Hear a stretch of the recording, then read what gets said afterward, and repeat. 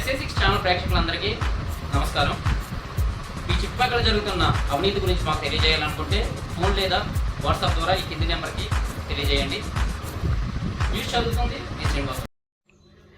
సోమవారం ఉదయం సింహాచలం శ్రీ వరహాలక్ష్మీ నరసింహస్వామి వారిని కుటుంబ సమేతంగా దర్శించుకున్న శృంగవరపుకోట ఎమ్మెల్యే కోల లలితకుమారి మరియు రాష్ట్ర కార్యనిర్వాహక కార్యదర్శి కోల బాలాజీ అప్పలరాం ప్రసాద్ అనంతరం భక్తి శ్రద్ధలతో ప్రత్యేక పూజలు నిర్వహించి స్వామివారి ఆశీస్సులు తీసుకున్నారు. ఈ కార్యక్రమంలో తెలుగుదేశం పార్టీ నాయకులు మరియు కార్యకర్తలు తదితరులు పాల్గొన్నారు.